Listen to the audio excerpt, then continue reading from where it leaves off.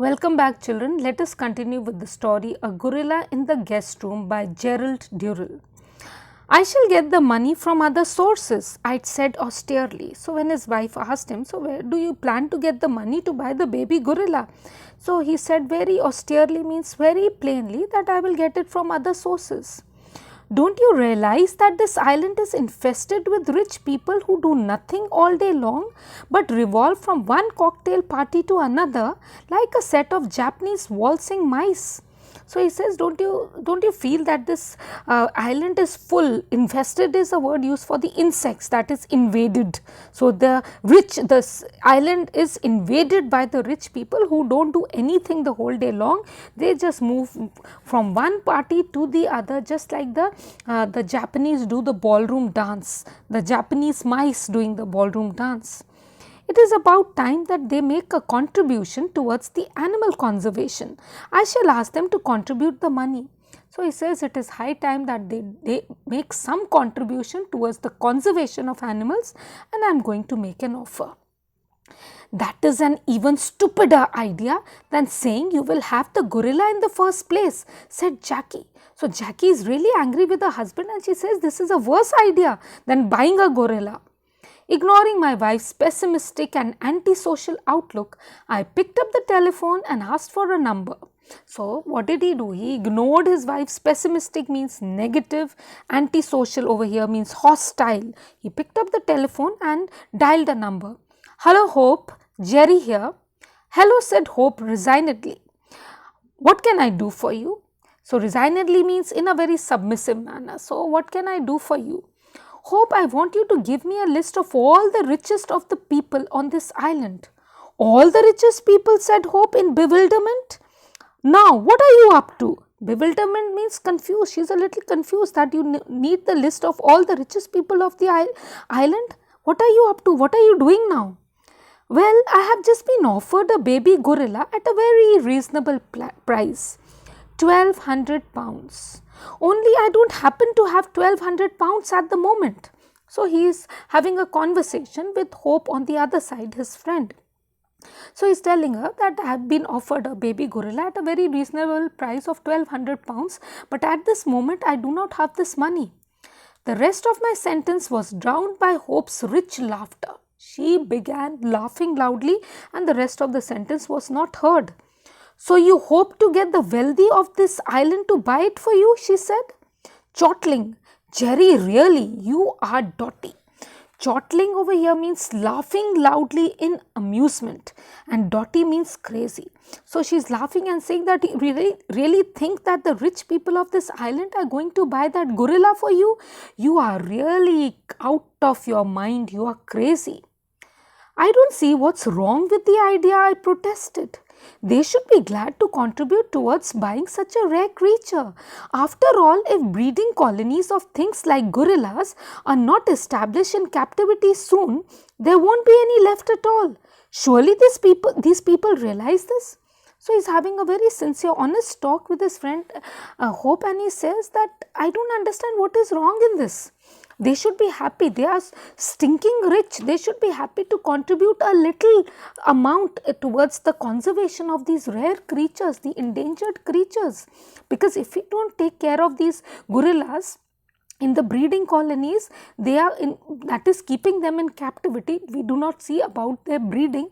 They are not going to be left anymore. They are going to be totally extinct. I am sure that these people understand this point. I am afraid they don't, said Hope.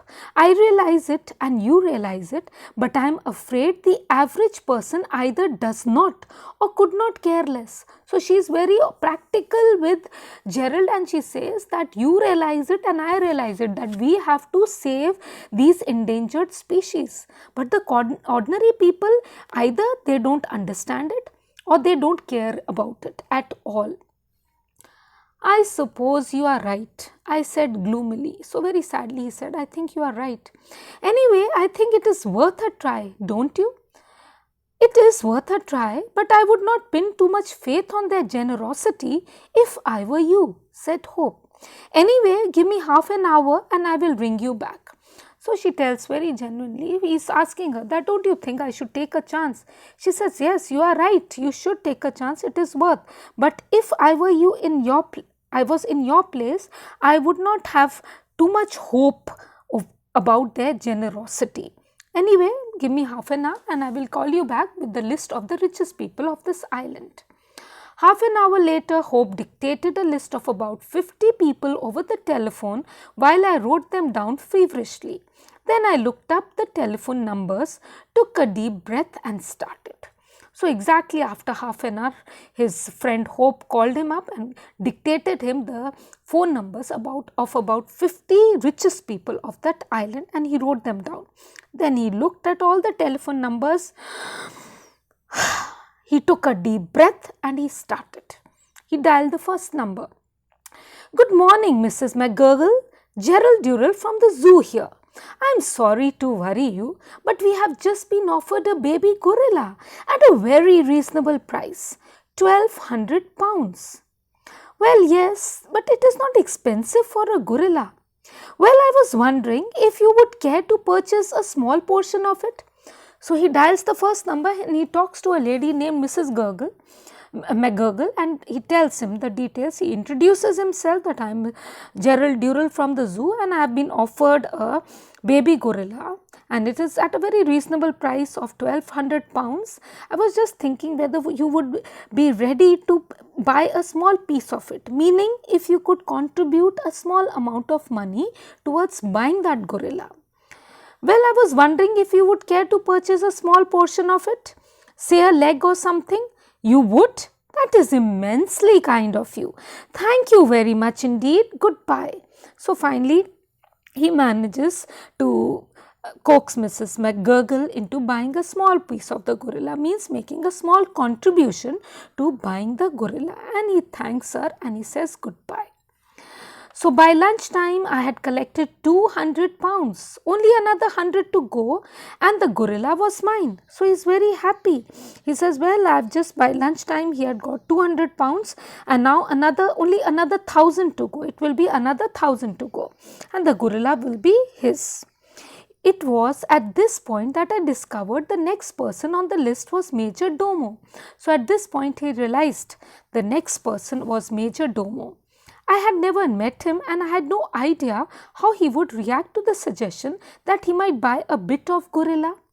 To my immense relief, the suggestion seemed to amuse him, for he chuckled.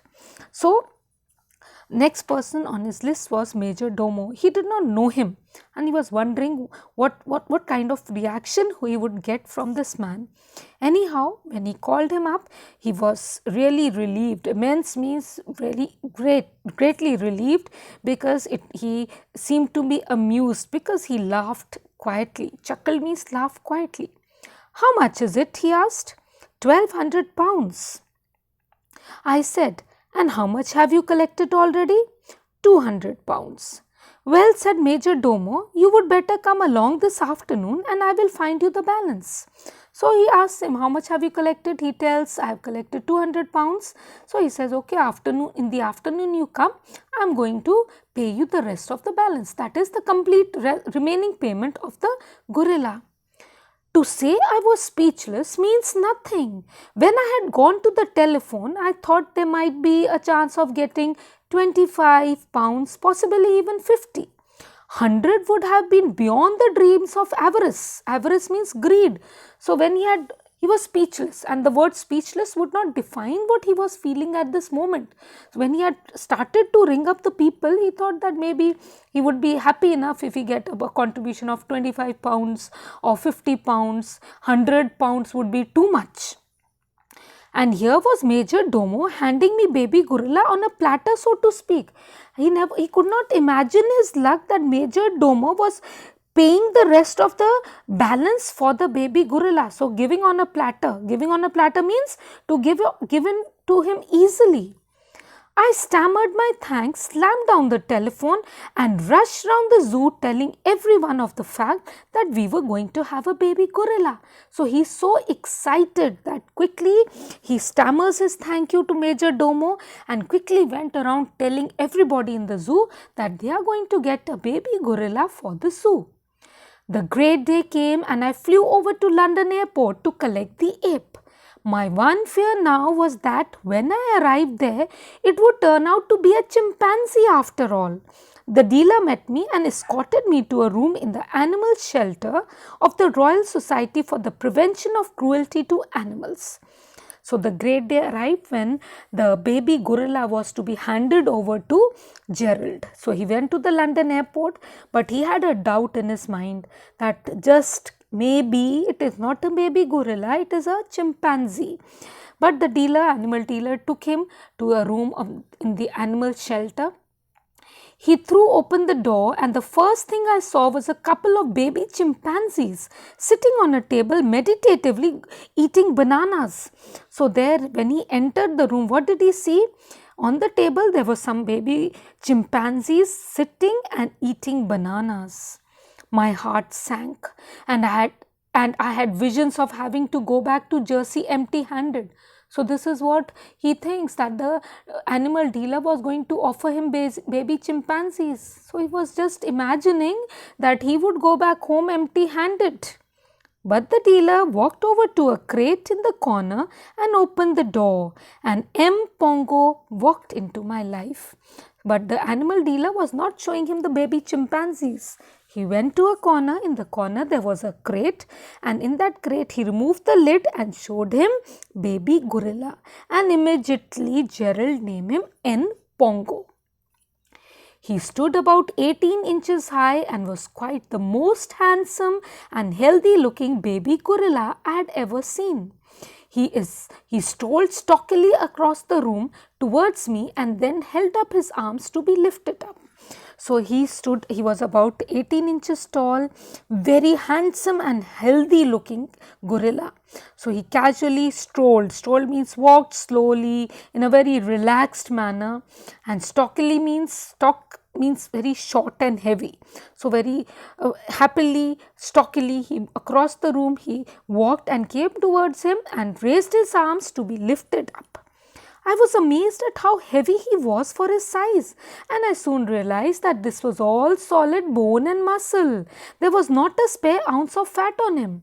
So when he picked up N. Pongo, he realized he was so heavy compared to his height. So size, but he realized it was just, the weight was only of his bone and muscle. He had no fat on him. His light chocolate colored fur was thick and soft, and the skin on his hands, feet and face was soft and glossy as patent leather. So his skin, that is the fur on his body, was light chocolate colored. It was very thick, the coat was thick and very soft, and the skin which was visible on his hands, feet and face was soft and shiny, just like pure patent leather. That is the leather that has a very shiny finish. His eyes were small and deep set, eyes twinkling like chips of coal. So his eyes were very small, black, and they were deeply set into the sockets, and they were shining like small chips of coal. He lay back in my arms and studied me carefully with an unwinking stare, and then lifted a fat and gentle forefinger and investigated my beard. So finally he was laying back in my arms, studying me carefully without batting an eyelid, and finally he just raised a fat gentle forefinger and started tickling my beard. I tickled his ribs and he wriggled about in my arms, giggling hoarsely, his eyes shining with amusement. So in turn, Gerald also, he tickled N. Pongo a little, tickled him in the ribs, and he wriggled. Wriggled means to twist the body. He was twisting his body in his arms, giggling away. Giggling is to laugh with short sounds, and hoarsely is a short sound, rough. His eyes were shining with amusement. I sat him down on a convenient table and handed him a banana, which he accepted with little bear-like growlings of pleasure, and ate it very daintily compared to the chimpanzees, who were stuffing their mouths as full as they could. So he handed him a banana, and he took the banana from him, accepted it with growlings of pleasure. Growlings means the deep sounds made by N. Pongo, showing his happiness and pleasure, and he started eating it very daintily. Daintily means very delicately, as compared to the chimpanzees who were also eating bananas, and they were stuffing their mouths with the bananas till their mouths were nearly bursting. I wrote out the check and then we bundled and Pongo, growling protests, back into the crate and went off to catch the plane for Jersey. So finally he wrote out the check and handed it over to the animal dealer, and then he put back Pongo, who was growling, he was protesting, he did not want to be put back into the crate, and finally he got his plane back to Jersey along with Pongo. I'll continue the story in the next video. Thank you.